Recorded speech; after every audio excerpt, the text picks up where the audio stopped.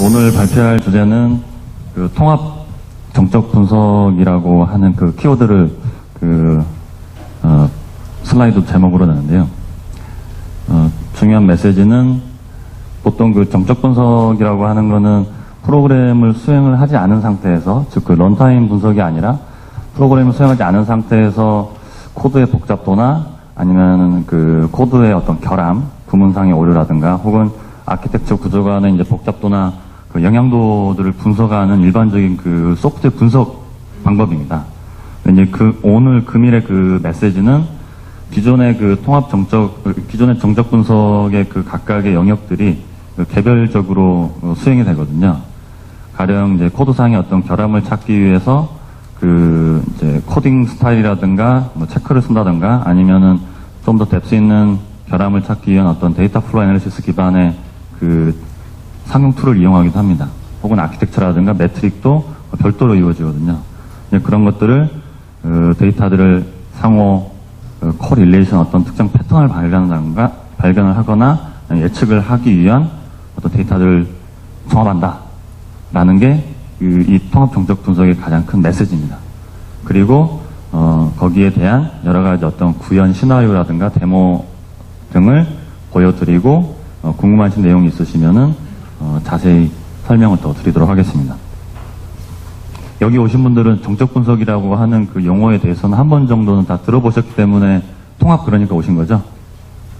지금 이제 크게 그 액티비티가 세 가지가 있습니다. 하나는 그냥 디펙트, 이제 프로그램상의 어떤 그 버그나 결함들을 식별하는 쪽이 있는데요.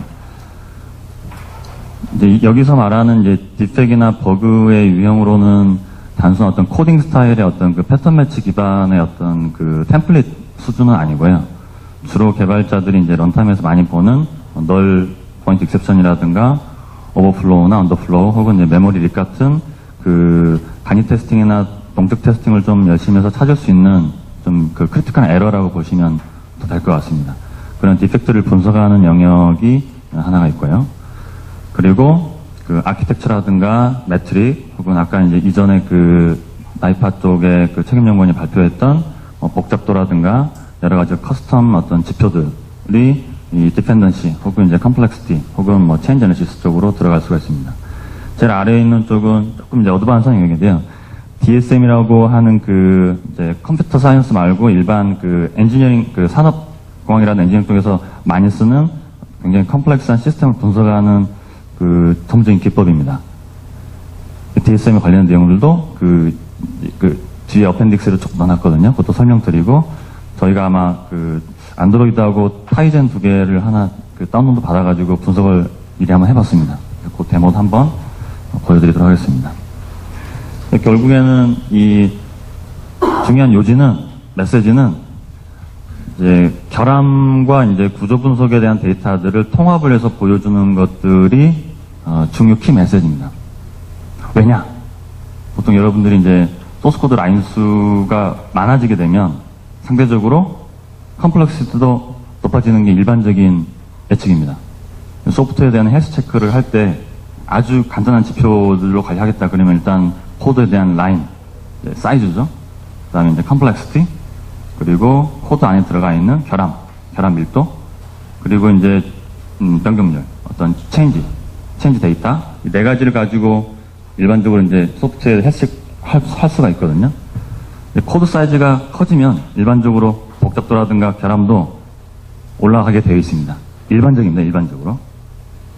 그렇기 때문에 저런 그 정적 분석, 프로그램을 수행하지 않고, 최근처럼 이렇게 안드로이드라든가 타이전이라든가 그 기본 플랫폼 라인 수가 막 1000만, 2000만 라인 넘어가고 실제 풀 빌드가 막 하루 이상 걸리는 과제들 같은 경우에는 정적 분석하는데 한계가 많습니다. 널포인트 익셉션 같은 경우에도 막 몇천 개 혹은 몇백 개씩 나오기 때문에 개발자들 보고 굉장히 이게 진성 에러다, 홀슬람이 아니고 이건 단지 수정을 해야 릴리즈를 받겠다라고 하게 되면 개발자들이 그거 다 고쳐야 됩니다. 굉장히 힘들겠죠. 네.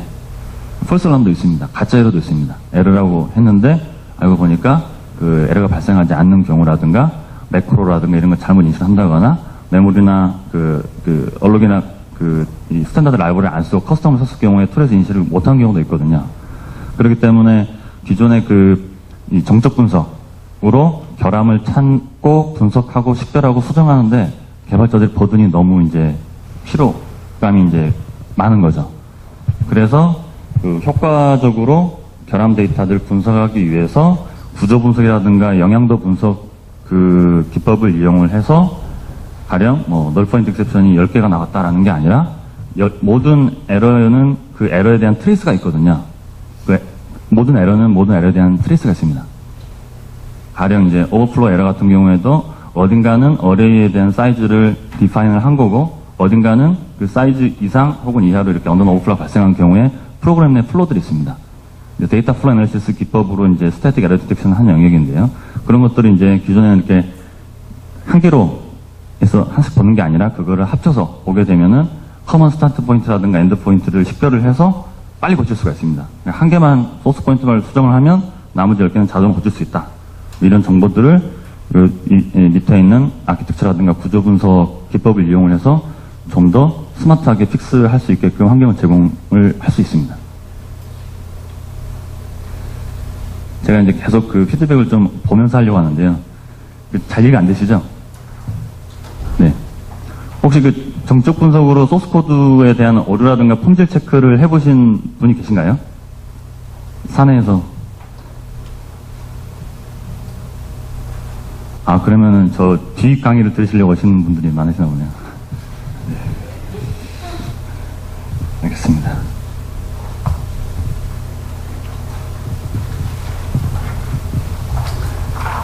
뒤에 보시는 화면은 이제 소프트에 대한 구조 분석의 어떤 결함, 이제 에러에 대한 정보들을 이제 가시화하거나 시각화해서 이제 이 변경에 대한 혹은 수정이 이루어졌을 때에 대한 그 변경을 영향도를 최소화 혹은 빨리 하기 위해서 저런 기법들을 응용을 할 수가 있습니다.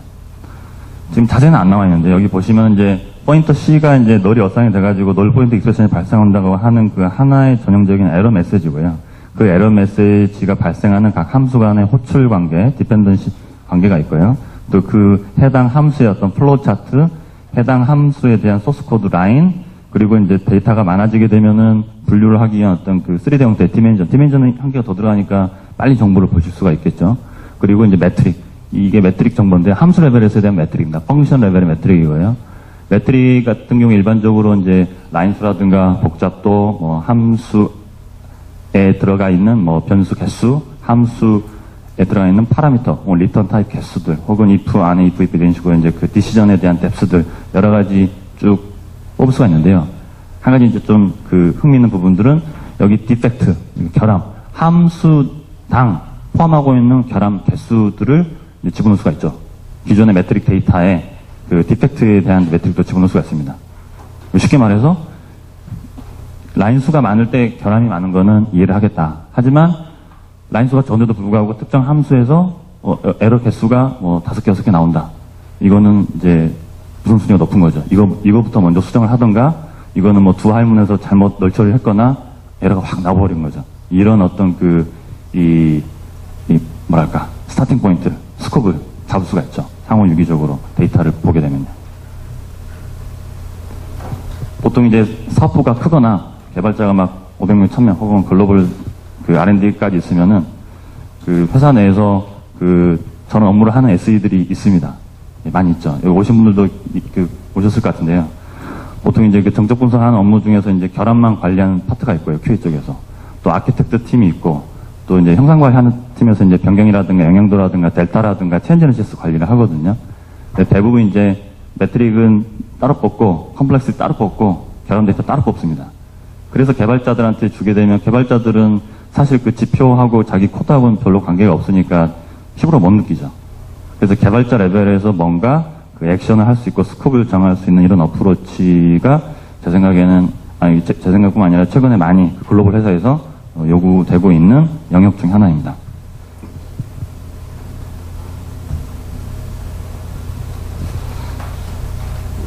그래서 뒤에 보시는 화면은 그 UDR이라고 하는 이제 저희가 이제 자체적으로 한번 만들어 본 아직은 이제 그 릴리즈가 안 된 소프트웨어 스냅샷 중에 하나입니다. 저희가 이제 계속 아이디어 회의하고 브레인스토밍하고 피처 리퀘스트 같은 거 좀 받아가지고 어떤 지표를 관리하느냐, 뭐 라인수 대비 복잡도냐, 라인수 대비 리턴 타입이냐, 어떤 데이터에 대한 지표를 계속 관리해서 품질 지표로 쓰느냐를 계속 게더링을 하고 있는데요. 이제 보시게 되면은 매트릭 X하고 매트릭 Y 값을 보시게 되면 매트릭 Y 값이 넘버 오브 디펙트입니다. 이제 배열을 보시면은 FI가 FN인데 그 키워드는 이제 파일, 펑션, 파일 안에 포함되어 있는 에러 개수, 또 펑션 안에 포함되어 있는 에러 개수를 하나의 매트릭 값으로 집어넣어 놨고요. 매트릭 X는 라인 오브 코드입니다. 그냥 단순한 코드에 대한 사이즈고요.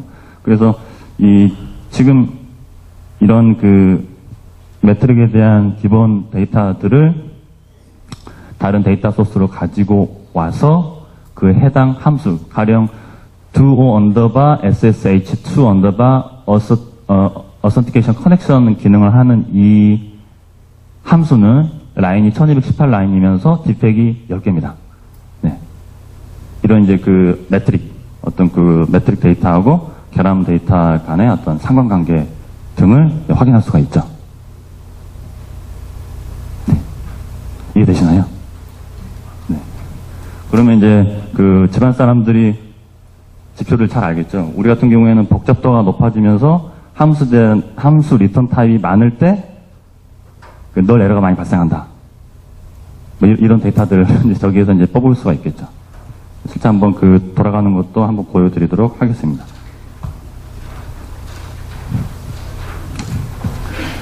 이 스태틱 에러 디텍션 혹은 이제 정적 분석이라고 하는 이 키워드는 근 한 7, 8년간 이제 테스팅에 대한 리소스가 많이 없는 기업에서 쉽게 적용했던 기술입니다.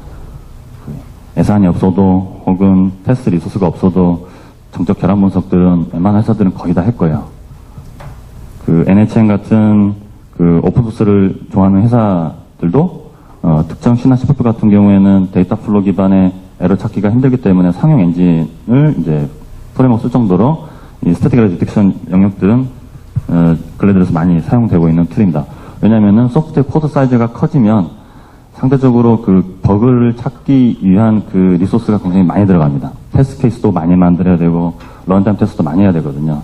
그런 것들을 줄여주기 위해서 이제 스태틱 에러 디텍션 영역들이 굉장히 발전이 많이 되어 있습니다. 핵심 키워드는 아까 말씀드린 대로 데이터 플로우 애널리시스 기술입니다. 패턴 매칭을 해가지고 이제 프로그램에 대한 템플릿 기준으로 코딩 스타일, 100명이 코딩하면 한 명이 코딩한 것처럼 이렇게 코딩 스타일로 해서 에러를 찾는 게 아니고 특정 A라고 하는 값이 널이 어사인이 되어 있으면은 이 널을 호출하고 이벤트나 이런 부분들을 플로우를 탑니다. 플로우를 분석을 해서 에러를 찾는 기법이 스태틱 에러 디텍션입니다. 국산 툴도 있고 외산 툴도 있고 하지만 몇 개 안 됩니다. 근데 최근에 스태틱 에러 디텍션에 대한 트렌드 추세는 이제 QE가 저녁에 이제 금요일날 저녁에 개발자 다 퇴근하면 이렇게 릴리스상 돌리는 건 아니고요. 아까도 말씀드렸지만은 정적 분석으로 이 대용량 소스 코드를 돌리게 되면은 상대적으로 이제 네거티브 현상이 나오거든요. 그런 것들을 극복하기 위해서 개발자 레벨에서 코드를 생산하는 시점에 즉각적으로 검사를 해서 형상을 체크체크 하기 전에 우리 회사에서는 기본적으로 널 포인트하고 메모리 오버플로우 이 세 가지 에러는 릴리즈하면 포함되면 안 된다. 이런 것들을 거의 온 더 플라이 코드 형태로 할 수 있습니다. 코딩하면서 즉각적으로. 그러려면은 비싼 혹은 정교한 굉장히 밀도 있는 저런 정적 에러 디텍션 엔진들을 개발자들 다 갖고 있어야 되는데요. 네. 그런 식으로 이제 요즘에 이제 추세가 그렇게 가고 있습니다. 혹은 이제 이거는 상용 스크린샷인데 얘는 이제 소나라고 오픈소스입니다. 지금 나이파에서도 소프트웨어 비주얼라이제이션이라고 하는 키워드로 개발 라이프 사이클을 시각화하거나 어떤 가시화해서 어떤 프레임워크를 어떤 이제 SMB 같은 중소기업이나 R&D 쪽에 많이 제공을 해주는 국책 사업을 하고 계시는데요. 소나도 대표적으로 오픈소스 중에서 가장 헤비하고 기능이 많은 웹 기반의 품질 대시보드 시스템입니다. 제가 아마 웹에 찾아보면 플러그인이 한 몇백 개 될 겁니다. 네, 웬만한 건 거의 다 붙습니다.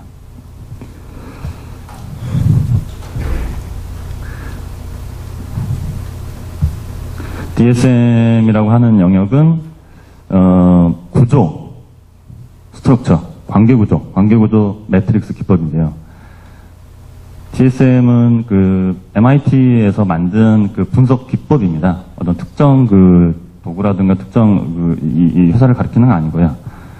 DSM이라고 하는 거는 기본적으로 그 복잡한 시스템, 엘리멘트하고 릴레이션십들이 한눈에 안 보인다. 특히 이제 가령 예를 들어서 UML 클래스 다이어그램으로 그 파일과 파일 사이 어떤 그 릴레이션십을 정규화해서 보고 싶은데 이 클래스 다이어그램으로는 안 되거든요. 그래서 DSM 기법을 이용을 해서 다음과 같이 X하고 Y축에 동일한 엘리멘트를 넣고 그 엘리멘트가 콜 혹은 콜링하는 관계들을 식별해가지고 특정 패턴을 분석을 하거나 혹은 아키텍처 간의 어떤 그 특정 레이어들을 액세스를 잘못하는 바이올레이션들을 분석하는 기법으로 소프트웨어 공학 혹은 다른 엔지니어링 쪽에서 많이 사용되고 있는 기술입니다. 조금 더 쉽게 이따가 DSM에 더 설명을 하도록 하겠습니다. 여기서 키워드는 뭐냐? 보통 여러분들이 이 소스 코드 레벨에서에 대한 영향도라든가 구조 분석만 DSM으로 응용할 수도 있겠지만 최근에는 소프트웨어 코드뿐만 아니라 문서 혹은 문서에 대한 산출물, 전 공정 과정에 대한 그 아티팩트에 대한 각각의 이 연결 포인트들을 DSM으로 분석할 수가 있습니다. 즉 소프트웨어 리퀘어먼트 스펙의 1.1.1의 몇 번째 그 리퀘어먼트에 대한 커스텀 디스크립션하고 실제 요구사항하고 테스트 케이스하고 런 데이터하고 코드까지 한 번에 트레이서빌리티를 가져갈 수가 있습니다. 그래서 최근에는 DSM뿐만 아니라 멀티 도메인, 그러니까 랭귀지냐, 다큐멘테이션이냐, 런타임에 대한 바이너리 데이터냐 해당하는 그 MDM이라든가 혹은 도메인 매핑, 우리 회사에서 설계도를 이렇게 클래스로 잘 그렸는데 외주를 저기 인도에 줬거든요. 그러면 내가 설계한 대로 제대로 됐는지 설계도에 대한 UML 그 DSM하고 구현물에 대한 코드 DSM이 매핑해가지고 하는 부분들도 발전이 돼가고 있습니다. 아키텍처 밸리데이션 혹은 아키텍처 베리피케이션 영역들이 아예 이제 임플레멘테이션을 할 수 있는 할 수가 있죠. 간단하게 이제 그 키워드 설명을 좀 드릴 거예요.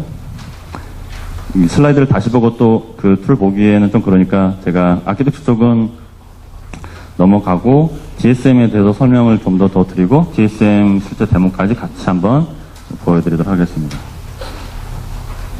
DSM이 이제 아마 낯선 분들이 많이 있으실 것 같아가지고요. 회사 내에서 보통 이제 그 제공항이라든가 역공항 혹은 기존의 플랫폼을 분석을 해가지고 자체 애플리케이션을 제작을 하거나 혹은 아키텍처 관련되는 거버넌스 업무를 맡게 되면 역공학을 해서 이제 소프트웨어에 대한 설계도들을 역으로 뽑아낼 수가 있는데요. 가장 일반적으로 할 수 있는 기법이 그냥 UML 정해주는 도구를 사가지고 소스코드 디렉토리 넣고 그냥 샥 돌리는 방법이 가장 일반적인 방법입니다. 쉽게 말하면 리버스 엔지니어링이죠. 코드 라인 바이 라인 쫓아가면서 다이어그램을 만드는 기법입니다. 뭐 한번 해보신 적들이 있으시죠? 그런데 보통 이제 그 엔티티들이 많아지게 되면은 특정 이 클래스라든가 혹은 파일이라든가 혹은 이 펑션은 이 엔티티 레벨에 대해서 콜 인, 콜 아웃, 인다이렉트 펑션 같은 경우에 대한 내용들을 한 번에 식별하기가 어렵습니다. 그래서 컴플렉시티가 높은 시스템에 대해서 디펜던시들을 좀 더 구조적으로 보여주는 기법이 바로 DSM입니다. 그래서 동일한 데이터지만은 이런 DSM 기법을 이용을 해서 엔티티 혹은 엔티티가 포함되어 있는 어떤 패키지 이런 식으로 이제 액세스를 정확하게 볼 수가 있는 거죠. 소프트웨어 아키텍처는 한 단어로 말하면은, 한 문장으로 말하면은, 엔티티와 릴레이션십을 보여준 겁니다. 엔티티, 덩어리들과 관계. 그 엔티티는 패키지, 로지컬하게 네임스페이스, 패키지 아래, 파일, 로지컬하게 클래스, 파일 아래, 펑션 아래, 변수, 혹은 로컬, 펑션 포인터, 그 아래, 타입까지 모든 프로그램에 대한 엘리멘트들과 그 엘리멘트와 엘리멘트 간의 릴레이션십, 콜인, 콜, 아웃, 디펜던시, 콜, 디클레어 되게 많겠죠? 그런 것들을 보여주는 데이터입니다. 그 데이터들을 이 DSM 형태로 보여준 겁니다. 이해되시겠죠? 네. 근데 이제 UML 기법으로 클래스 다이어그램을 뽑을 때는 여러분도 아시다시피 그 정확한 정보를 뽑기 어렵습니다. 가령 매크로라든가 이런 정보는 클래스에는 안 나옵니다. 그렇죠? 클래스 다이어그램 같은 경우 만약 이 클래스가 1000라인짜리다. 하지만 클래스 이름하고 클래스 오퍼레이션 안에 코드가 다 들어가 있는 인라인 클래스들이고, 실제 그 1000줄이지만 클래스 다이어그램에서는 클래스 이름, 변수 함수밖에 안 나오기 때문에 개발자들이 보고 싶어 하는 거는 함수 간의 디펜던시지 클래스 다이어그램으로는 실제 프로그램 구조를 파악하기가 어려울 거예요. 또 역공학 같은 경우에는 일단은 50만 라인이나 100만 라인 넘어가게 되면은 분석이 잘 안 됩니다. 리버스 엔지니어링 기법은 한계가 있습니다. 그래서 아까 말씀드린 대로 그 컴파일 타임에서 바이너리 생성하면서 프로그램 엘리멘트나 릴레이션십을 이렇게 캡처를 해야 되는데요. 그래서 여러 가지 어떤 이런 종래의 리버스 기법으로는 아키텍처 어떤 구조 혹은 아키텍처 구조에 대한 바이올레이션들을 관리 혹은 예측하기가 어려워서 저런 TSM 기법이 소프트웨어 아키텍처 엔지니어링 쪽에 굉장히 빨리 확산이 되고 있는 추세입니다.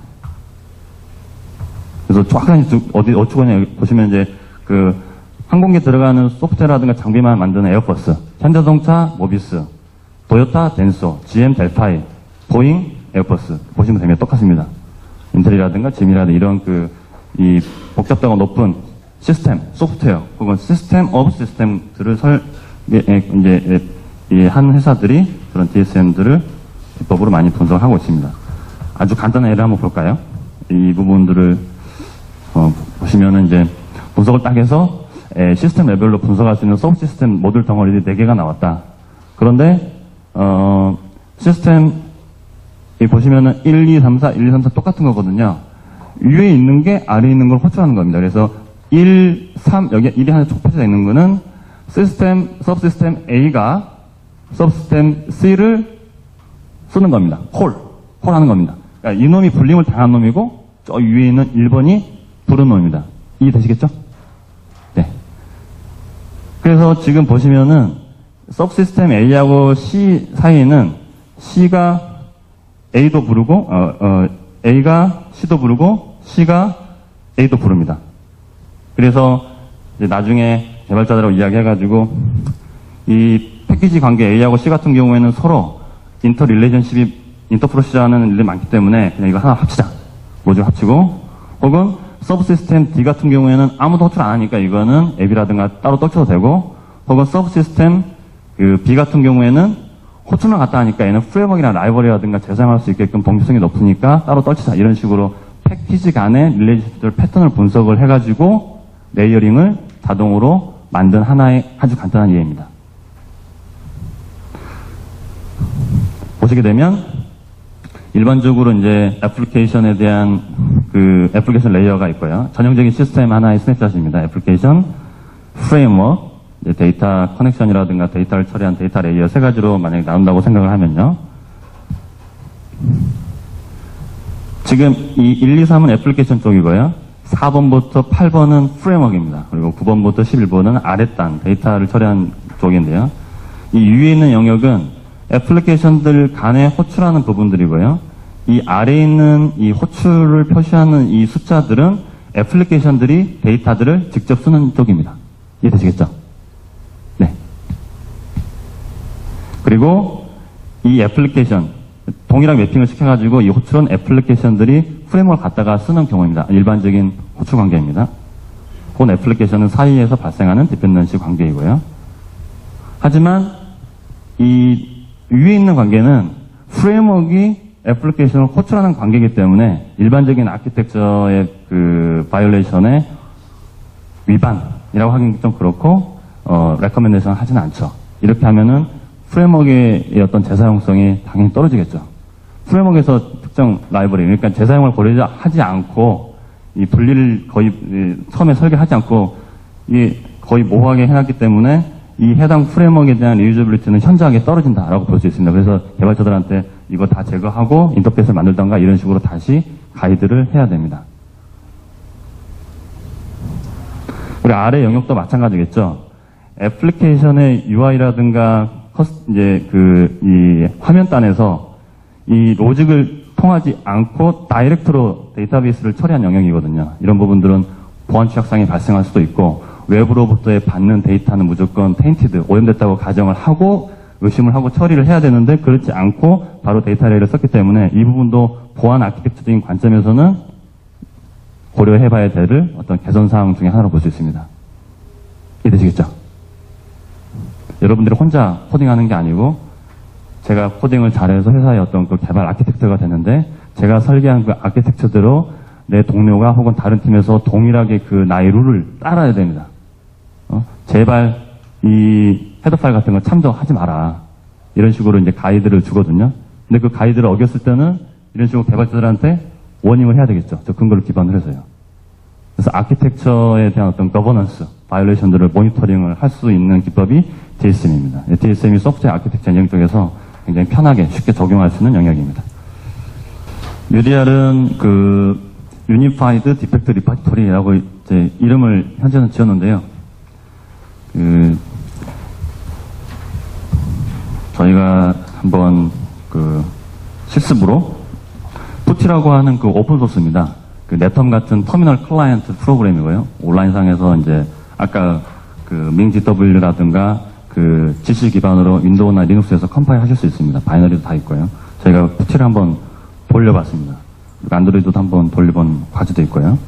실제 클릭해서 들어가게 되면 그 에러에 대한 종류, 에러 레벨, 개발자들 보고 다 고치라고 힘드니까 당장 고쳐야 될 에러들, 이거는 이 리뷰하면서 고쳐도 될 에러들, 이런 식으로 이제 등급도 나눠놨고요.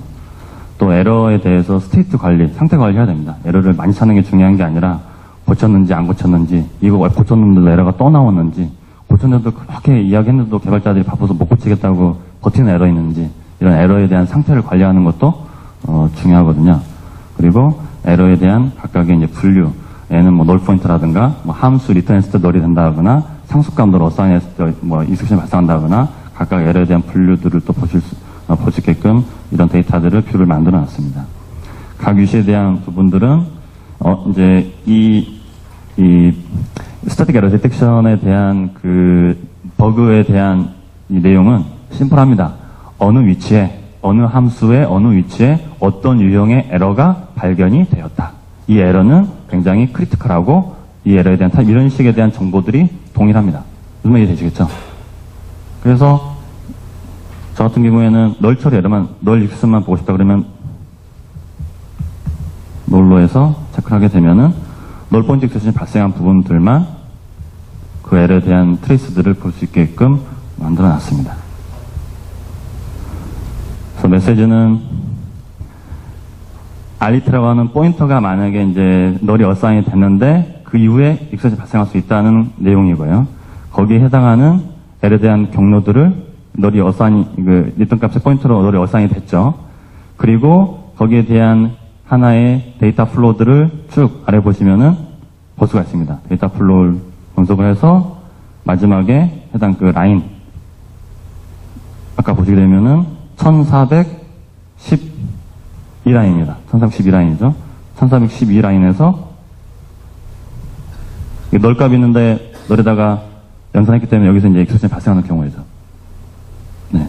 개발자들 보고 저거 눈으로 얘를 찾으라고 하면 못 찾습니다. 열심히 단위 테스트 코드 만들어가지고 돌려가지고 익스션 찾아야지 막 일지 막 찾을까 말까 할 수 있는 에러일 수도 있고 아니면은 아닐 수도 있거든요. 그래서 저런 데이터 플로우 애널리시스 기반으로 프로그램에 대한 에러를 분석하는 기법들은 근 5년간 제 생각에는 글로벌 회사들 거의 다 쓰고 있습니다. 네.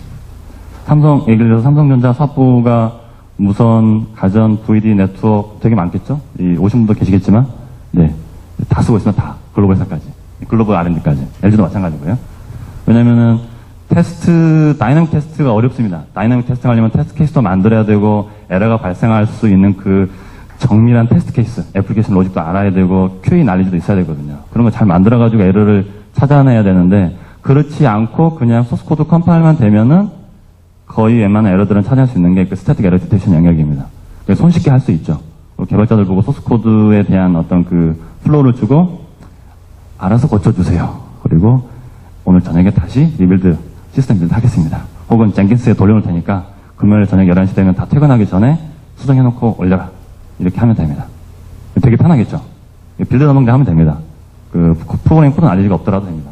근데 아까 말씀드렸지만은 굉장히 쉽게 접근할 수 있는 품질 관리 기법이지만 단점이 있다고 그랬죠. 네, 단점이 있다고 그랬죠. 네. 단점이 뭘까요? 네. 잘못 찾은 것 같아요. 오류가 아닌데 오류라고 생각해야. 그렇죠. 아까 말씀드렸지만은 1000라인짜리를 돌리는 거하고 10,000라인짜리를 돌리는 거하고 100,000라인짜리를 돌리는 거하고 이 정적 분석 같은 경우에는 차이가 많이 납니다. 정적 분석이라고 하는 것은 이름 그대로 프로그램을 돌리지 않고 파서블 한, 그러니까 에러가 발생할 수 있는 파서블 한 에러들을 다 찾는 거예요. 가령 스트링 처리하는 쪽 같은 경우에는 항상 보안치 확산에 걸리고 이 스트링 랭스, 스트링 캐릭터 이런 거 다 쓰지 마라. 그러면 스트링 쓰는 함수들은 다 걸리는 거예요. 개발자 입장에서는 우리가 외부의 어떤 그 데이터 값을 받는 경우가 그 인터페이스가 없는데 이것까지 보안치 확산이라 해서 다 고치라 그러면 소스코드를 뭐 다시 개발하는 이야기냐. 이런 식의 개발자 그 거부가, 리젝트 이슈가 발생할 수도 있고요. 핑퐁 현상이 발생할 수 있습니다. 또 그런 것들 치더라도 안 돌리고 분석을 하는 거기 때문에 커스텀 코드라든가 프레임워크라든가 라이브러리들, 특히 자바 같은 경우에는 IOC 같은 런타임 디펜던시들을 XML로 저장하는 경우가 있습니다. 네, 이거 다이나믹 관계죠. 다이나믹 리레이션십은 당연히 데이터 플로우를 못하겠죠. 이런 것들에 대한 제약상도 있고요. 그러니까 못 찾는 에러가 나올 수도 있고요. 프로그램 코드 사이즈가 크면 아까 말씀드린 폴스 알람 비율이 많이 막 올라갑니다. 그렇기 때문에 그 정적 분석으로 쉽게 에러를 찾을 수도 있지만 최근 들어서 이 인베디드 쪽이 이제 거의 뭐 옛날 인베디드가 아닙니다. 여러분이 쓰시는 그 내비게이션 같은 경우에도 다 안드로이드 기반이거든요. 안드로이드 기본 플랫폼 빌드를 하시면 1000만 라인 넘어갑니다. 여기서 말하는 1000만 라인이 블랭크라든가 커멘트 빼고입니다. 공백의 주석 빼고 실제 개발자를 짠 것만 1000만 라인입니다. 갤럭시 같은 경우 2000만 라인 넘어갑니다. 거기다가 이제 삼성 인텔이랑 같이 개발하고 있는 타이젠 같은 경우 저희가 한번 해보니까 3000만 라인 넘어간다. 3000만 라인. 네. 3000만 라인짜리를 저걸로 돌리면은 에러가 1000만 라인만 돌리면 에러가 몇 개 나오냐면요. 한 8만 개 나옵니다. 8만 개. 뭐 구글 거 빼고 다 퀄컴 빼고 하면은 줄어들 수 있겠지만 그 많은 에러를 개발자가 뭐 한 200명 되는데 자 각자 300개씩 고치자. 다음 주 월요일날 SKT에서 광고하니까 우리는 죽어도 이거 고쳐야 된다. 도저히 못합니다. 무슨 말인지 아시겠죠? 그래서 정적 분석을, 그러니까 정적 분석이라고 하는 게 스태틱 에러 디텍션을 QA나 빌드 담당자 레벨에서 분석을 해서 개발자한테 딜리버리, 고쳐라. 그렇게 해가지고는 지금 너무 많은 챌린지죠. 네, 물론 스코프를 줄여주고 딱 요거만, 하이한 부분만 할 수 있겠지만 그러기는 어렵기 때문에 개발자들의 어떤 그 개발 환경이 직접적으로 데이터 플로우가 될 수 있게끔 하는 게 지금으로서 어떤 제안으로 내세우고 있고요.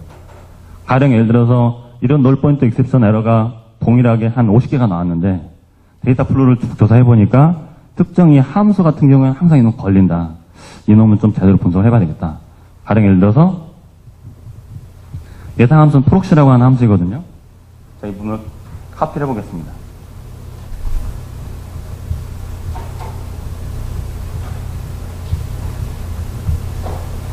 복사를 해서 이 해당 부분에 동일하게 이제 구조 분석을 한 내용인데요. 프록시에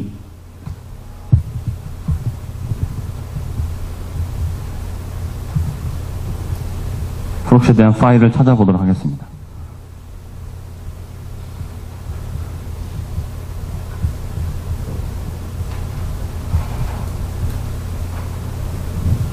매닉스포디는 주로 이제 그 오토모티브 자동차 쪽에서 그 소프트웨어 구조 분석을 하는데 많이 쓰이는 툴이고요.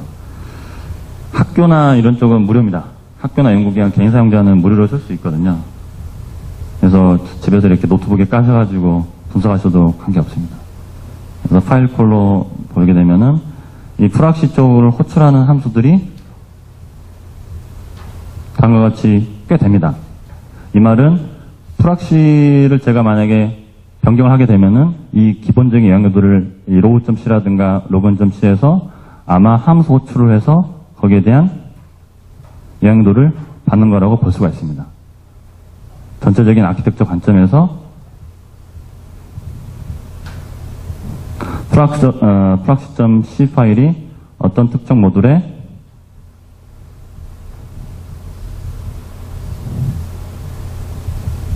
들어가 있고 proxy.c를 갖다가 쓰는 각 파일들 간의 디펜던시라든가 호출 관계 등을 확인해서 볼 수가 있습니다. 그래서 딥팩에 대한 내용들을 단순하게 어떤 코드 레벨에서 보는 1차원적인 어떤 이 시퀀스한 데이터가 아니라 다양한 구조 분석 혹은 거기에 대한 각각의 함수 영역들을 좀 더 구조적으로 아키텍처적인 관점에서 볼 수 있기 때문에 개발자들에게는 좀 스마트하게 픽스할 수 있는 환경들이 이런 그 정적 분석 도구의 어떤 그 리포트의 전형적인 인터페이스입니다. 스탯 해가지고 이거는 에러지만 사실 이거는 중요하지 않다. 이 모듈에서는 에러 나도 괜찮다. 그러면 무시할 수도 있고요. 이게 엔진이 잘못 분석한 것 같다. 나도 프로블럼으로 놓고 하면은 다음에는 리포트 안 합니다. 학습이 되게끔 해야 되겠죠. 그리고 뭐 다음 릴리즈 고치다거나 아니면은 일단 지연시키는 이런 그 디펙에 대한 스테이터스들을 관리시키게끔 되어 있습니다. 오늘 주제는 이 매트릭인데요. 매트릭이 중요한 내용인데요. 기본적인 이 푸티라고 하는 이 과제를 돌려보게 되면은 실제 이 파일 개수는 C 파일이 한 140개 정도 되고 함수 개수는 2939개가 되고요. 그냥 그 18만 들어가 있습니다. 전체 그 라인 수는 11만 라인입니다.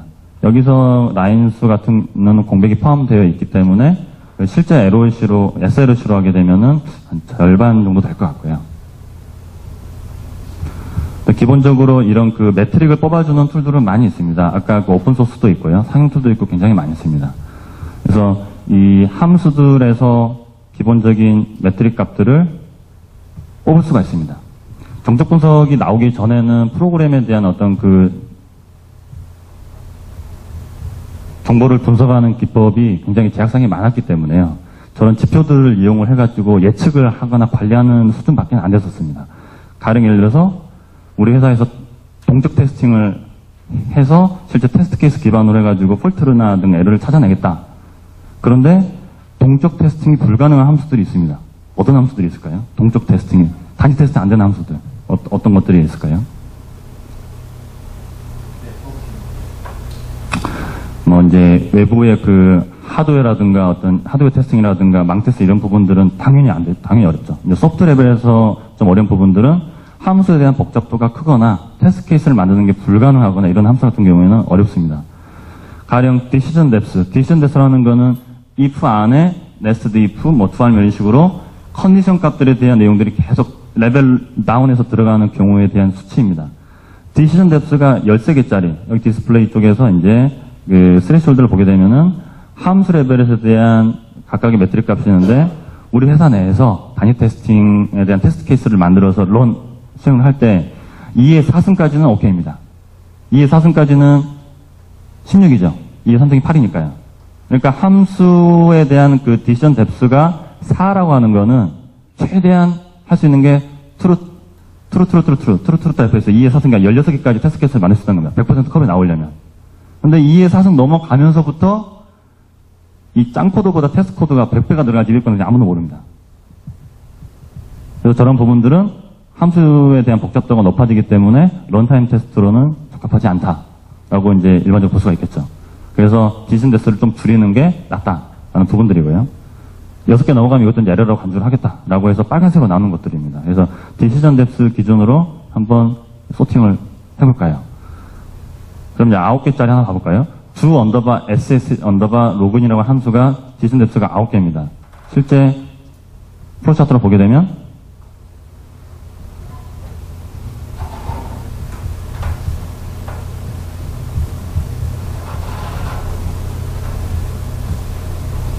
네, 아래 보시는 게 전체적인 플로우고요.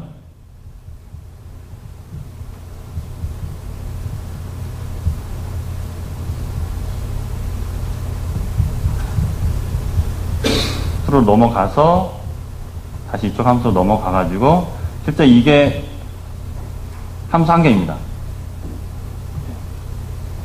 되게 복잡하죠. 네. 그래서 저런 매트릭 같은 경우에는 어떤 품질 지표들을 다른 테스트 활동이라든가 이런 쪽에 어드바이저 역할을 할 수가 있습니다. 네. 그래서 이런 지표들을 아까 그 UDR을 이용을 해가지고 매트릭을 위에 올릴 수가 있습니다. 그리고 아까 분석했던 그 결함 데이터들을 집어넣을 수가 있는 거죠. 그래서 가령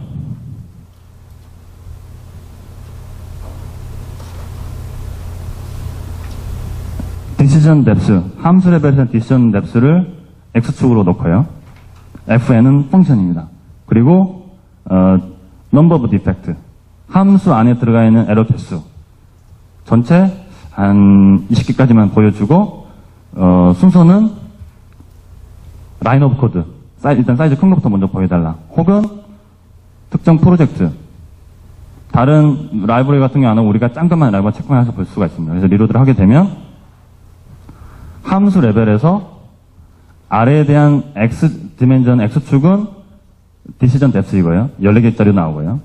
또 넘버 오브 디펙트는 함수 안에 들어가 있는 에러 개수입니다. 그래서 많게는 cmd 라인 언더바 프로세스 언더 파라미터라는 함수는 디시전 뎁스가 if 5개가 내려가면서 디펙이 25개 나온 거죠. 만약에 이 디펙이 진성 에러가 반당했을 경우에는 다음과 같이 이 함수부터 먼저 스코프를 잡아서 수정을 하는 게 도움이 되겠죠. 당장 수정을 해서 내일 아침에 릴리즈 한다 그러면은 저것부터 먼저 봐야 되겠죠. 근데 만약에 이런 데이터를 분석을 하시다가 이런 식으로 예측이 가능하게끔 데이터에 대한 분포도가 밀도가 어느 정도 패턴을 가져간다. 그러면은 디시전 뎁스라든가 혹은 넘버 오브 리턴 이런 그 매트릭 값들이 우리 회사 내에서 어떤 그 보고 싶어하는 지표들하고 밀접하게 연관이 되어 있구나라는 것을 파악할 수가 있습니다. 그래서 cmd 라인 언더바 프로세스 파라미터라고 하는 부분들을 체크를 하게 되면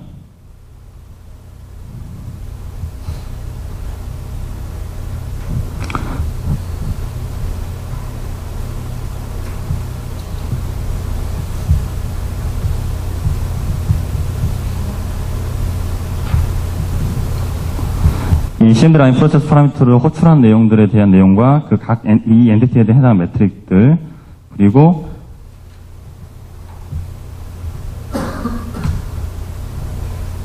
전체 25개 cmd 라인 언더바 프로세스 속에서 발생하는 각각의 그 에러들을 또 유기적으로 연결해서 그 볼 수 있게끔 저런 분석 기법으로 응용을 하실 수가 있게끔 되어 있습니다. 자, 여기까지 해서 한 단계 맞췄고요. DSM 하나만 남겨놨는데요. 궁금하시거나 잘 이해가 안 되거나 이게 과연 이게 의미가 있는 어프로치냐 혹은 다른 의견을 주실 분 있으시면 더 설명을 더 해드리도록 하겠습니다. 저한테 주어진 시간이 아마 3시 29분까지인데요. 네. 네?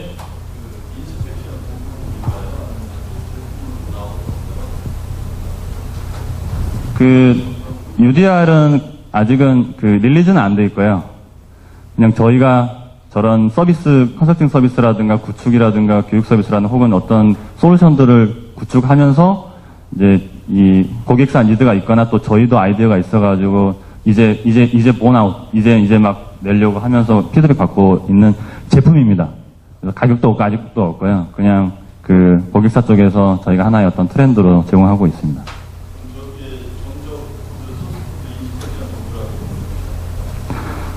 그렇죠. 코드 인스펙션에 대한 기능을 하고 있습니다. 한데 이제 그 실제 내용은 UDR은 아까도 그 전체 다이그램 보셨겠지만은 데이터 소스를 다른 데서 가지고 와서 뷰포인트라든가 로직을 보여주는 거기 때문에 UDR에 대한 데이터 소스를 오픈 소스나 다른 걸로 쓰실 수 있습니다. 네. 가령 뭐 소프트 비주얼라이제이션에 대한 컴포넌트 중에서 뭐 G커브의 데이터들을 매트리에서 보고 싶다 가능합니다. 네.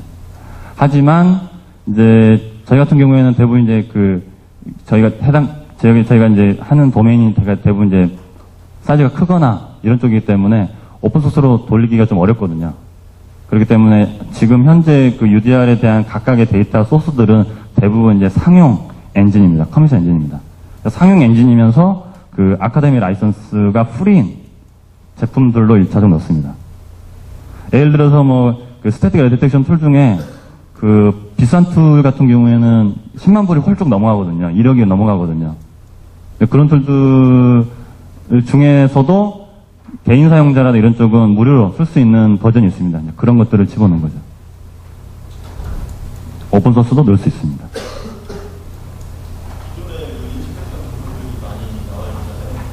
네. 네.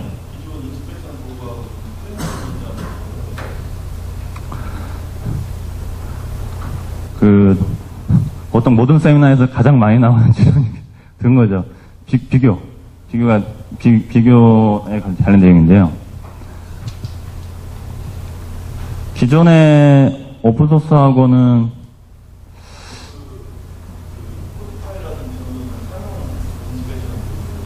네. 네.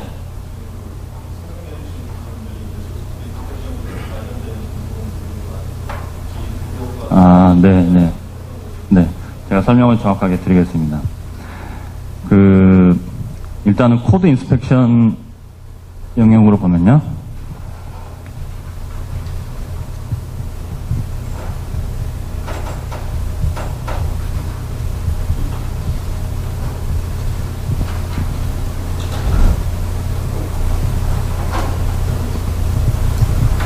그러니까 코드를 검사하는 코드 인스펙션 영역을 크게 두 가지로 볼 수 있습니다. 두 가지로. 하나는 코딩 스타일. 두 번째는 아까 말씀드렸지만은 데이터 플로우 애널리시스, 코드 에러 플로우 기반하는 부분들입니다. 그렇죠. 이제 코딩 스타일이라든가 코드 이디엄은 에러를 찾는다기보다는 코드를 예쁘게 하거나 코드에 대한 부분들을 통일을 하거나 어떤 컴플라이언스 기반으로 해서 코드 이디엄, 코드 수거집을 동일하게 해서 1000명이건 100명이건 50명이건 각각 개발 다르든지 간에 동일한 코드 스트럭처를 가지는 게 일단 목표입니다. 메인터넌스. 에러와 관계없습니다. 근데 사람들, 이제 종래 퀴들이 코드 인스펙션 그러면은 린트라든가 뭐 PMD라든가 체크사 이런 거 써가지고 에러 찾는 툴로 했으니까 다 실패한 겁니다. 이해되시겠죠? 그래서 코드 인스펙션 영역을 크게 두 가지 나온다 그러면은 그냥 코딩 스타일이 있고 두 번째는 최근에 보다는 이제 좀 더 어드밴스한 데이터 플로우 기반의 애널리시스가 있습니다. 데이터 플로우 애널리시스라든가 컨디션 플로우들. 데이터 플로우는 에러가 발생하는 경우를 분석을 해서 런타임에 대한 테스트 케이스를 현저하게 줄이거나 혹은 if 안에 조건식이 만약에 false면 그 안에는 안 타도 되잖아요. 그쪽에서 에러 발생한 경우는 없죠. 데드 코드 식별을 한다거나 이런 부분들은 데이터 플로우 기반의 코드 검사하는 부분들입니다. 그래서 지금 말씀하셨던 어떤 소프트웨어 자동화 도구들을 크게 두 가지 세대로 나올 수가 있죠. 1세대는 코드 인스펙션 중에서 역공학, 리버스 엔지니어링. 얘는 데이터 플로우 안 탑니다. 컴파일러 옵션이 뭔지도 몰라도 되고 그냥 소스 파일하고 들여서 넣어주면 위에 자료를 쭉 분석합니다. 단점은 소스코드 많아지면은 당연히 속도가 오래 걸리고요. 룰이 많아지면 속도가 오래 걸릴 뿐만 아니라 폴사함이 너무 많죠. 혹은 실제 우리가 갖고 있는 라인은 1000만 라인인데 빌드는 800만 라인밖에 안 된다. 근데 쓸 때는 200만 라인 분석 다 합니다. 그러니까 데이터 모수가 일단 적게 나오죠. 그래서 리버스 엔지니어링 같은 걸로 코드 인스펙션 하는 거는 이제 그 시대는 지났습니다. 두 번째, 이제 포티파이 같은 경우에는 코드 데이터 플로우 애널리시스 영역 중에서 보안 쪽에 해당합니다. 보안 쪽. 시큐리티 쪽. 보안 취약상. 시큐리티 벌너러빌리티 매니지먼트 툴입니다. 정확하게. 물론 포티파이에서도 코드 폼질, 널 포인트나 메모리 같은 걸 찾을 수 있다고 하지만 다릅니다. 뭐 DOS 공격을 해가지고 익스전을 발생해가지고 부활시킨다거나 하는 정도의 레벨이지 실제 포티파이는 웹 애플리케이션에 해당하는 보안 취약사항들을 찾는 데 집중화되어 있는 엔진입니다. OWASP라든가 CWE 쪽에서 기본적으로 가이드를 하거든요. 국정원에서도 가이드를 하고요. 그리고 이제 상용 툴 중에서는 이제 커버리티 혹은 뭐 고아나 혹은 이 건물 옆에 건물 있습니다. 국산 툴 스페로도 있고요. 또 밖에 나가시면 해외 나가시면 그런 툴들이 아마 글로벌에서 한 10개 정도 되는 것 같습니다. 많은 있지만 근데 실제적으로 커버리티하고 고아나 옛날 K9 그 정도 두세 개 서너 개 수준입니다. 코드서나 그 정도요. 네. 그래서 거의 독과점입니다. 몇 개 안 파니까 되게 비싸게 팝니다. 막 1억 2억이 아니라 막 더 넘어갑니다. 라인수가 많아지게 되면. 그래서 그런 툴들은 아까 말씀드렸지만은 데이터 플로우 기반, 컨디션 플로우 기반으로 해가지고 500만 원, 1000만 원짜리를 몇 시간 안에 진성 아이들을 보여줍니다. 근데 이제 최근에 이게 이제 어려운 거죠. 아까 포티파이도 말씀하셨지만은 전형적인 웹 애플리케이션이나 분석하면 에러가 막 3000개, 4000개 나오거든요. 근데 그 SQL 인젝션이라는 이런 부분들을 개발자들이 다 보는 거는 거의 불가능합니다. 그래서 개발자들이 이제 거의 자포자기 하는 거죠. 폴설람 비율이 전체 개발자가 리포트하는 부분이 100개 중에서 10개 정도 되면은 어느 정도 이제 강화만을 하죠. 아까도 말씀드렸지만 라인 수가 막 커지고 프레임을 갖다 쓰거나 프로덕트 라인 기법으로 해가지고 다 모듈 기법으로 간다고 하게 되면 정적 분석에서 그 프레임워크를 다 모르기 때문에 폴설람이 너무 많아집니다.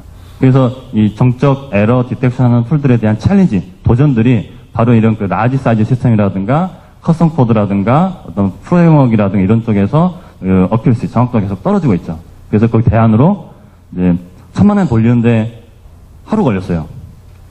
근데 그 1000만 원 돌리는 거를 하루 걸려서 분석을 했는데 개발자들이 고치는데 한 6일 걸려요. 에러를. 근데 소스 코드가 그 사이에 또 늘어났어요.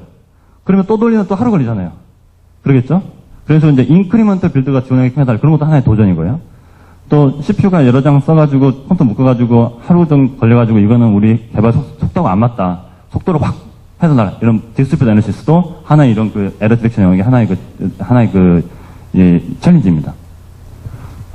그래서 이제 최근에는 이 정적 에러 분석 중에서 버추얼 컴파일러, 가상으로 컴파일러해가지고 빌드 안 쫓아다니고 그 부분만 데이터 프로를 타는 기술들도 나오고 있습니다. 코카콜라라든가 뭐 셀스포스닷컴이라든가 온라인상에서 이 정적 분석들을 운영하는 업체들, 혹은 그 스마트 TV 앱 장터에 앱 올리기 전에 정적 분석을 미리 돌리는 엔진 같은 경우에 또 버추얼 컴파일러 기반으로도 되어 있습니다. 여기서 이제 UDR하고 아까 말씀드린 포티파이하고에 대한 차이점은, 포티파이는 소프트웨어 애플리케이션 보안, 취약사항을 점검하는 스태틱 애플리케이션, 스태틱 테스팅, SAST라고 부분 키워드 치시면 분류가 되고요. 위키 같은 데 보시면 이제 분류가 됩니다. SAST 분류로 하는 이 애플리케이션 보안 취약사항 중에 그 분야의 스태틱 에러 디텍션 툴입니다. 굉장히 많이 쓰고 있죠. 현재 시장에서 많이 쓰고 있지만 HP 인수되면서 이제 좀 줄어들고 있고요. UDR은 좀 어프로치가 다르죠. 많은 이제 그 정적 분석의 데이터 디텍션을 포커싱하는 게 아니라 매트리라든가 컴플렉스라든가 구조 분석이라든가 이런 다양한 정적 분석에 대한 데이터들에 대한 디멘전을 여러 가지로 해서 뭔가 의미 있는 패턴이라든가 혹은 쉽게 고칠 수 있는 스타팅 포인트를 만들려 하는 그 목적을 가지고 뷰포인트만 제공해 준 겁니다. 그러니까 포티파이를 쓸 수도 있습니다. 하지만 포티파이가 엔진이 지금 HP 인수하면서 거의 업데이트가 안 되고 있거든요. 근데 그걸 쓸 수가 없죠. OWSP에서 2013년 A레벨 나왔는데 그거 지원 안 해주면은 쓸 수가 없겠죠. 그래서 오픈소스 중에서 뭐 소나라든가 카테고리 킬러들 이런 것들을 쓰는 게 더 나을 수도 있고요. 아니면은 이제 특정 고객사나 특정 그 글로벌 회사 쪽에서 우리는 이 엔진이 우리 쪽 오프로우 찾는 거는 거의 특화되어 있다. 그러면 L을 이용을 하는데 이 소스코드 사이즈 늘어남으로 인해서 이 픽스하고 관리하는 거에 이제는 스레스홀드가 넘어갔기 때문에 오프로우 에러 100개 이렇게 하는 게 아니라 오프로우 에러에 대한 100개의 트레이스를 분석해보니까 하나의 빅데이터거든요, 이것도. 에러에 대한 트레이스에 대한 빅데이터입니다. 근데 이걸 분석을 해보니까 커먼 스타팅 버퍼 오프로우 포인트가 7개가 있는데 그 7개만 수정을 하니까 50개는 자동 고칠 수 있겠더라. 이런 그 에러 트레이스에 대한 비주얼라이제이션들을 주는 거죠. 혹은 커먼 스타팅 엔드 포인트를 발견을 해가지고 이거 개발하는 개발자나 이걸 서플라이어가 회사가 어디냐, 이 개발자하고 좀 더 이 모듈 리뷰를 좀 해봐야 되겠다. 이런 데이터들을 볼 수가 있는 거죠. 다 이제 소프트웨어가 커지고 복잡해지고 이제는 혼자서 개발하는 시대가 아니고요. 안드로이드 하나만 하더라도 글로벌 칩셋사부터 앱 회계사들 거의 하나의 그 덩어리거든요. 에코시스템. 거의 생태계거든요. 이제는 그 플랫폼 레벨이기 때문에요. 저는 정적 분석의 어떤 단면적인 부분으로 지표를 관리하는 거는 거의 이제 한계가 이루어진 거죠. 저희가 하지 않더라도 이제 뭐 큰 회사가 사가지고 라이프 사이클 통합해서 뭘 만들겠죠. 저희들 입장에서는 국내 글로벌 회사 중에서에 대한 요구사항 받으니까 몇 가지 포인트가 없습니다. 그리고 이제 만약에 미국의 FDA라든가 유럽이나 이렇게 미국에다가 의료 장비를 파시려면 FDA 승인을 받으셔야 되거든요. 클래스 A부터 클래스 C까지가 있는데요. 클래스 A 레벨은 이제 심각도라든가 레벨업대가 높은 영역이 됩니다. 인체에 뭐 인젝션을 한다거나 직접 이런 부분들은 A 클래스를 받아야 되는데요. 보통 FDA 등을 받으시려면은 소프트웨어 밸리데이션이나 베리피케이션 서비스 내용들을 보여주셔야 되거든요. 그러면은 요구사항, 이 제품을 만들기 위한 요구사항과 그 요구사항에 대해 연결되어 있는 테스트 케이스, 이 테스트 케이스 실제 런 해가지고 테스트 케이스에 대한 그 데이터, 리포트까지 전체 트레이스빌리티 리포트를 이렇게 시스템화 하셔야 되거든요. 시스템 아니더라도. 마찬가지입니다. 그래서 저런 이런 전문화된 어떤 정적 분석 기법들에 대한 내용들도 반드시 필요하죠. 지멘스도 더 이상 이제 지멘스 회장이 우리는 이제 네트워크 회사라고 부르지 마라. 우리 이제 네트워크 이름을 다 빼겠다. 그럴 거예요. 필립스도 마찬가지입니다. 필립스 일렉트로닉 그거 다 빼기로 했습니다. 네, 여기 기사 찾아보시면 나오고요. 삼성이나 LG도 지금 이제 넘어갔습니다. 이렇게. 그래서 삼성도 헬스케어 쪽으로 열심히 이제 투자를 하고 있고요. LG전자도 지난주에 이제 자동차 전장업체 된다고 자동차 사업부 기사 나오신 걸 보실 수가 있습니다. 이제는 이제 그 소프트에 대한 신뢰성이라든가 소프트에 대한 어떤 그 이런 이 좀 정교한 고도화되어 있는 이런 공학적인 자동화 기법들을 글로벌 회사에서 이제 해야 되거든요. 네. 그런 어떤 트렌드 추이로 보시게 되면은 이제 기존의 어떤 정적 분석들도 좀 더 밀도 있고 어떤 그 밸류 있는 데이터들을 뽑아낸 어프로치가 아마도 저희가 아니더라도 여러 사람들이 아마 생각하고 있을 겁니다.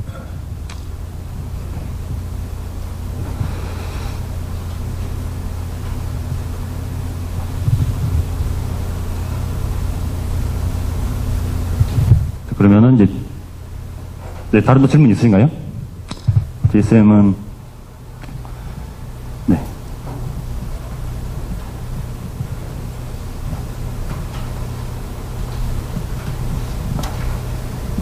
네, 말씀하십시오.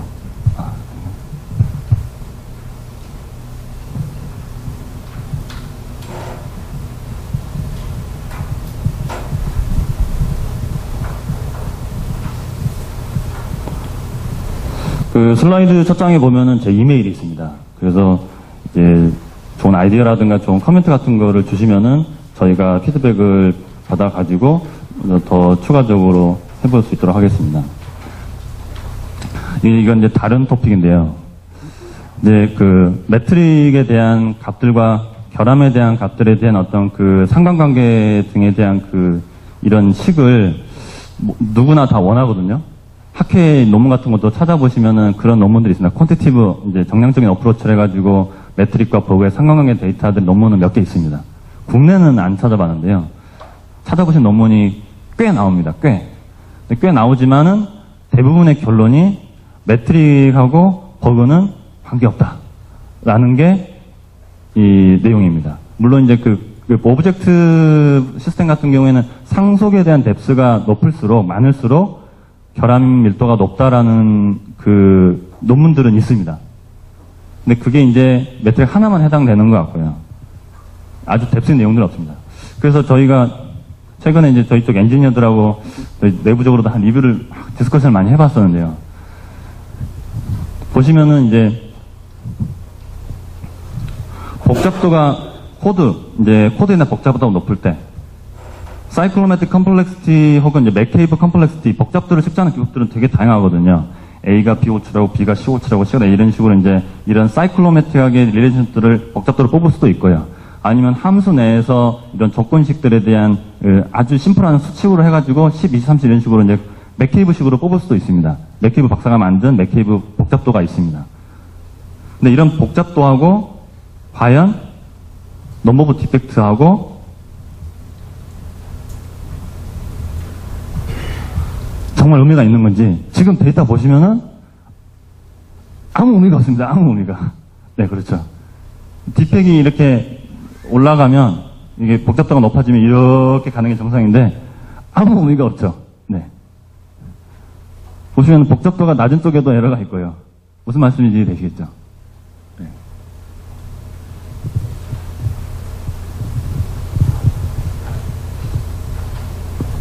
그래서 이제 이런 어프로치를 할 때 매트릭에 대한 그 데이터하고 디펙에 대한 그 릴레이션 패턴들을 연결하는 게 그 의미가 없는 거 아니냐 이렇게 생각하는 게 일반적인 견해였거든요. 그래서 저희가 여기서 이제 생각이 전환을 한 게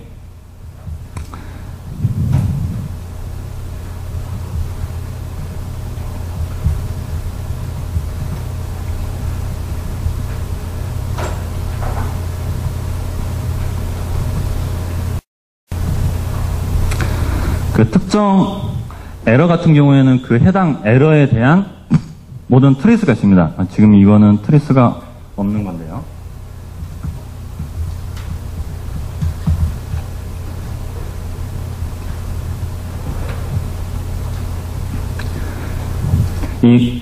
각 룰마다 그 트레이스 스트럭처가 다릅니다. 그러니까 이제 에러가 발생하는 그 고유한 그 에러에는 모두 트레이스가 있습니다.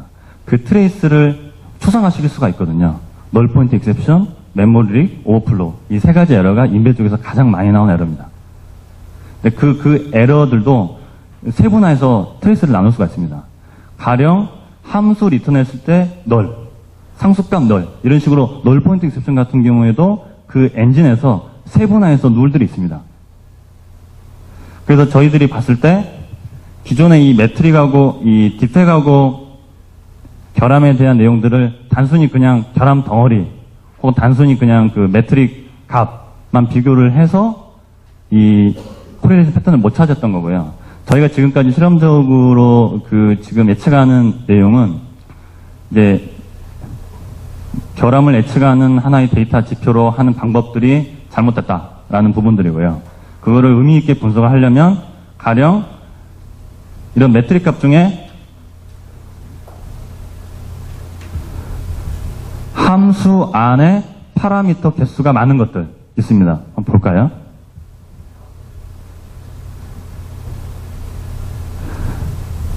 함수 안에 변수 개수, variables in function. 소팅해 보게 되면은 지금 윈프로 WND 뭐 FROC라고 함수는 함수 개수가 지금 변수 개수가 몇 개인가요? 네, 86개입니다.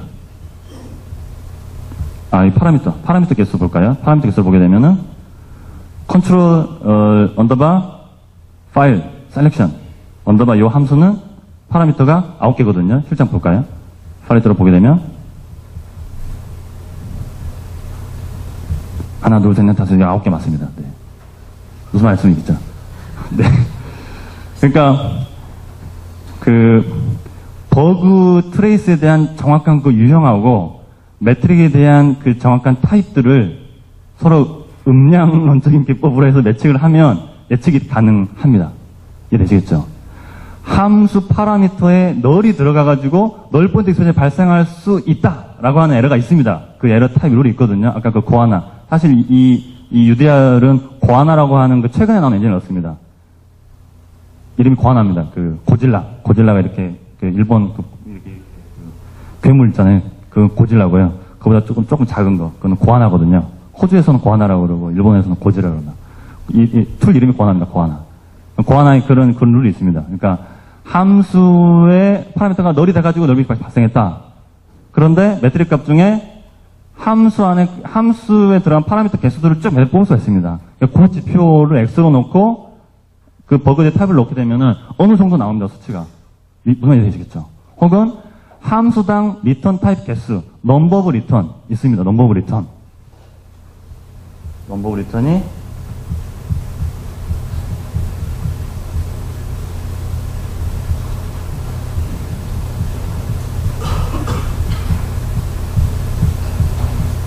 네, 리턴 값 여기 있죠.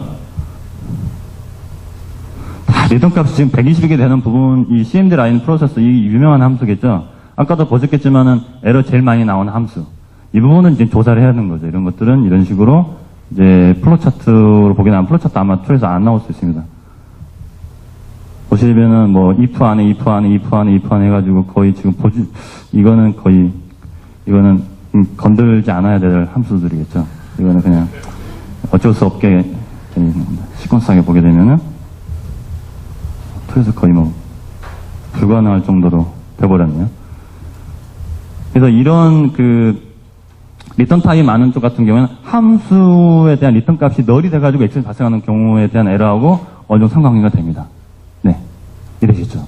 그런 식으로 기존에는 그냥 이렇게 하면 어떨까라고 해가지고 그런 논문들은 많이 있지만 저런 식으로 스페시픽하게 한 논문들은 거의 없었어요. 그래서 이제 조금 보시면 정보 처리학회 이제 저희가 이제 논문 내지 않을까. 네, 저희가 데이터들 많이 게더링을 해서 네. 그렇게 되면은 이제 그 매트릭 지표들이 특정 도메인이나 애플리케이션마다 유의미한 값을 다는 경우가 많이 다르거든요.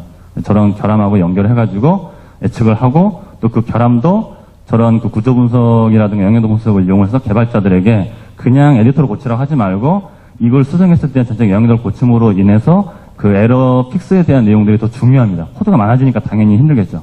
그래서 개발자들이 단순히 어떤 그 에디터나 프로그래머로 전략하는 것보다 어떤 개발자적인 관점에서 이제 풋포인트를 여러 개 갖고 시스템에 대한 어떤 그 개선 작업들에 참여를 시키고 캐리어도 올리고 하는 게 중요합니다. 한 10분 정도 나오는데요. 그 타이젠하고 그 DSM 한글을 잠깐 보여드리도록 하겠습니다. 보신 것처럼 이 DSM 기법은 각각의 그 분석이 대상이 되는 엔티티, 엘리멘트들에 대한 이 엔티티들을 X, Y 두 가지 면, 디멘전으로 이제 나열을 하고요. 그 각각의 엔티티가 서로 릴레이션십에 대한 내용들을 이렇게 매트릭 기법으로 표현한 내용입니다. 그래서 15개 그러면은 타입이라고 하는 이 패키지 혹은 뭐 파일, 클래스, 펑션, 변수, 뭐 펑션 포인트 얘가 이 집이라고 하는 이쪽의 엘리멘트들을 15개를 썼다. 홀링했다. 라고 보시면 됩니다. 네. 그럼으로써 각각의 이 패턴들을 분석하는 내용입니다. 네. 아까 설명을 드렸었죠. 각 패키지라든가 레이어 간에 액세스 바이올레이션, 헤더 파일 참조 잘못한 것들의 내용들을 일차적으로 분석을 할 수가 있습니다. 엔트는 굉장히 작은 거기 때문에, 엔트는 그 자바 같은 경우, 자바 프로그램 XML 기반의 메이커 같은 거거든요. 아주 간단한 내용이고요. 실제 그 타이젠이라든가 안드로이드 같은 경우에는 파일 사이즈가 굉장히 큽니다. 네, 그런 경우에는 이제 타이젠은 인텔이랑 같이 처음부터 개발하는 거기 때문에 OS에 대한 그 아키텍처 컨셉트 다이어그램부터 기본 각각의 스냅샷들이 있거든요. 그런 내용들을 분석할 수 있게끔 되어 있습니다. 가령 예를 들어서 제가 API 개발자거든요. 제가 API 개발자입니다. API 개발자인데요. 이 시큐리티 쪽, 보안 쪽이 3이라고 써 있습니다. 3. 그러니까 API 쪽에서 이 시큐리티 쪽을, 시큐리티 쪽에 무슨 함수를 3개 쓴 겁니다. 갖다가 함수를. 3번 호출한 거죠. 네, 갤럭시 6 나왔습니다. 6. 갤럭시 6. 빨리 나오니까요. 갤럭시 7 나왔습니다. 갤럭시 7. 빨리빨리 막 개발해야 됩니다.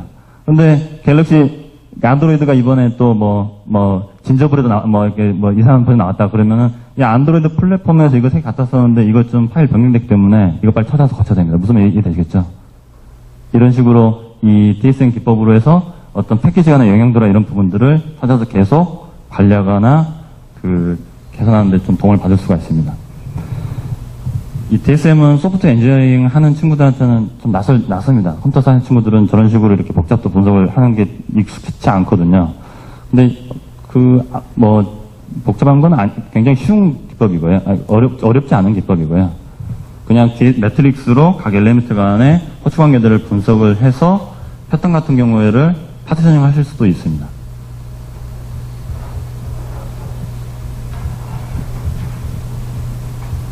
파티셔닝을 해서